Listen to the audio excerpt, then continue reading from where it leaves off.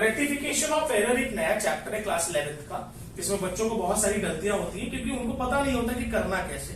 तो कई सारी गलतियां जो होती हैं अगर उसको सुधार दिया जाए तो उसको रेक्टिफिकेशन ऑफ एरर कहते हैं। तो भाई सबसे पहले तो ये पता होना चाहिए कि गलतियां हुई कहां पर है।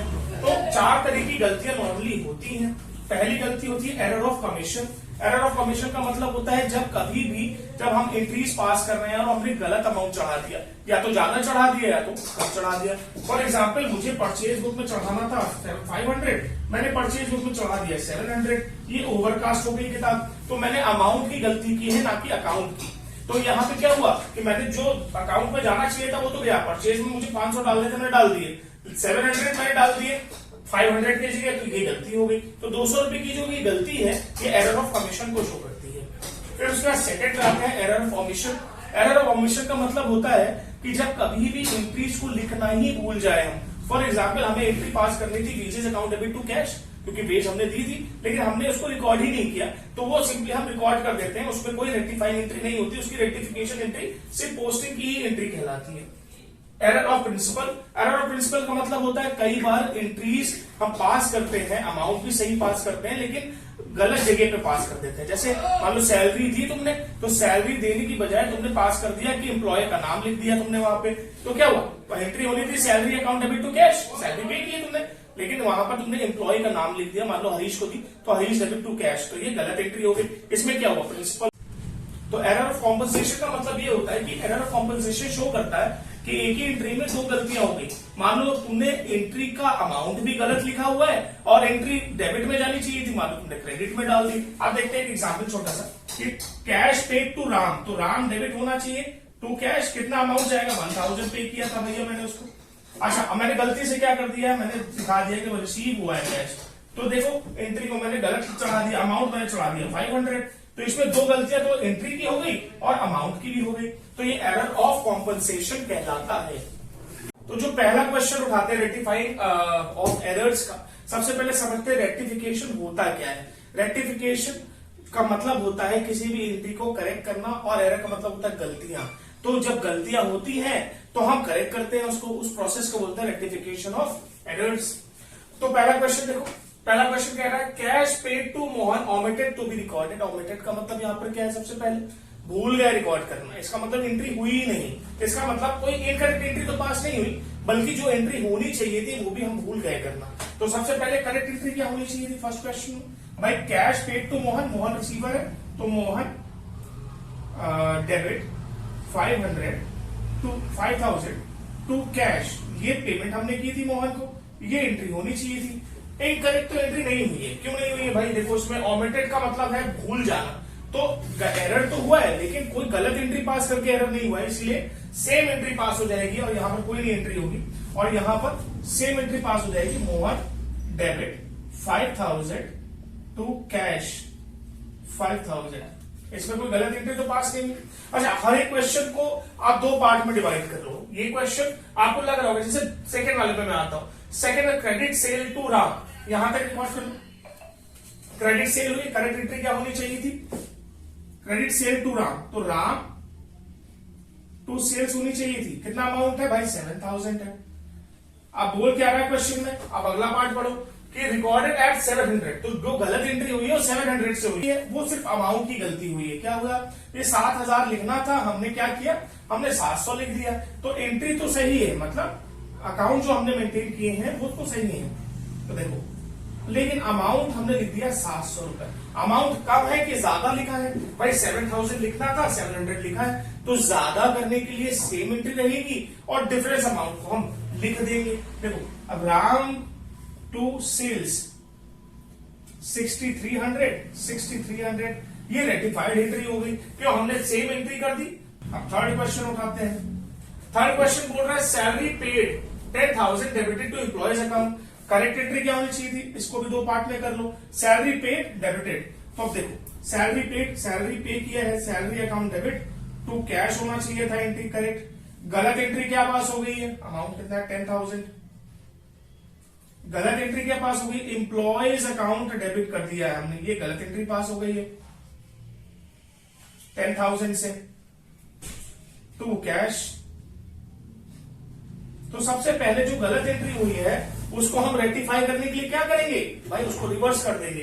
तो गलत एंट्री तो ये है, तो हम इसको क्या करेंगे, सबसे पहले रेक्टिफाई में हम इसको रिवर्स कर देंगे। तो cash account debit to employees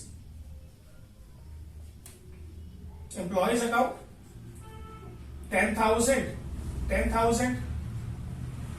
अब क्या करेंगे, हमने इस एंट्री को तो रेक्टिफाई, लेकिन अभी सैलरी का तो पैसा देना है मुझे ना, तो सैलरी में तो चढ़ा नहीं है, तो मैं क्या करूंगा, यहां पर लिख दूंगा, कंबाइन कर दूंगा एंट्रीज को।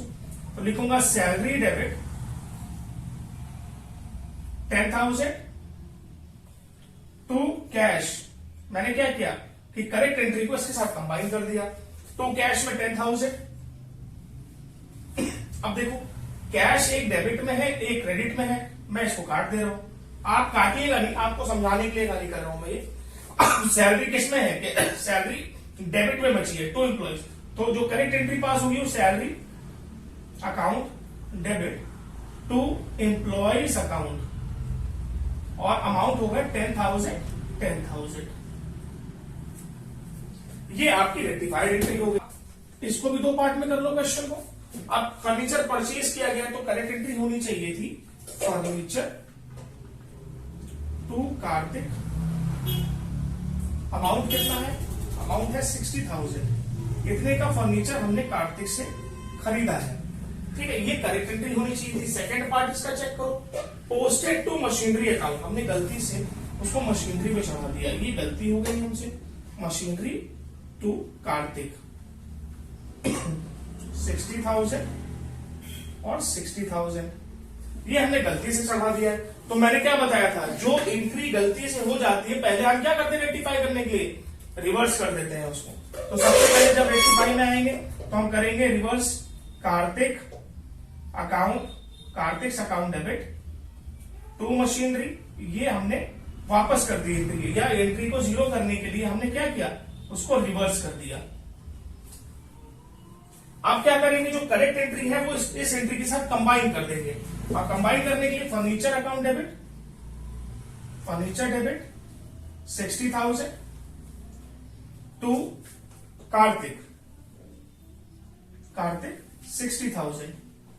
अब इसमें देखो कि कार्तिक एक डेबिट में आ रहा है एक क्रेडिट में आ रहा है, मैं इसको काट देता हूं। बचा क्या मेरे पास, फर्नीचर किसमें बचा, डेबिट में, और मशीनरी किसमें बची, क्रेडिट में। तो मैं क्या एंट्री पास कर दूंगा यहां पे, furniture account debit to machinery, ये मेरी करेक्ट एंट्री हो गई। 60,000 से ये रेक्टिफाइड एंट्री हो गई। तो जो लास्ट पॉइंट है उसको देखते हैं, credit purchase from Vivaan ₹3120 recorded as 4200। तो ये कौन सा एरर है, ये एरर ऑफ कमीशन है। एरर ऑफ कमीशन क्या शो करता है कि अमाउंट गलत चढ़ गया है। तो सबसे पहले हम क्या करेंगे, इस क्वेश्चन को दो पार्ट में डिवाइड कर लिया मैंने, भाई इसको मैंने करेक्ट एंट्री के लिए डिवाइड किया, इसको इनकरेक्ट के लिए कर लिया। अब करेक्ट देखो एंट्री क्या होनी चाहिए थी, परचेजेस, क्योंकि क्रेडिट पे है तो purchases account debit to Vivaan, ये एंट्री होनी चाहिए थी, और एंट्री होनी चाहिए थी 3120 से, ये करेक्ट एंट्री होनी चाहिए थी। गलत एंट्री के लिए मैं सेकंड पार्ट कर लिया क्वेश्चन का, रिकॉर्डेड एज, ना इसका मतलब परचेज तो चढ़ाया हमने, परचेजेस टू विवान ये तो चढ़ाया हमने, कितना चढ़ाया, अमाउंट गलत लिख दिया, कितना लिख दिया भाई 4200, तो अमाउंट ज्यादा लिख दिया हमने। तो हम क्या करेंगे, सबसे पहले जो इनकरेक्ट एंट्री है उसको रिवर्स कर लेंगे। तो रिवर्स करने के लिए विवान 4200 डेबिट में, टू परचेजेस क्रेडिट में 4200, ये होगी रिवर्स। फिर मैं इस करेक्ट एंट्री को इधर ले जाऊंगा और इसके साथ जोड़ दूंगा।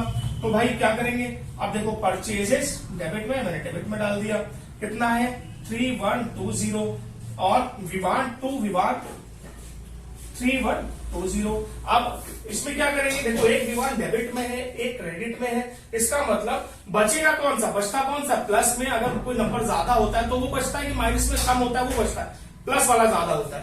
तो जो नंबर बड़ा है इसमें वो बचेगा। इसका मतलब अगर मैं विवान को काट दूं और इसको काट दूं तो यहां पर बचेगा 180 रुपीज। तो 180 किसमें बचा, डेबिट में, मैंने डेबिट में विवान को रहने दिया 180 रुपीज से। फिर वो परचेज 2 में था और डेबिट में था, मैंने काट दिया, 2 वाला ज्यादा बड़ा था तो मैंने लिखा 2 परचेजेस 180 रुपीज। तो ये हो गया आपका rectified entry. This is your rectified degree. So thank you for watching. This is Siddharth Sonkar from Shri Ram Chandra Classes, Lucknow.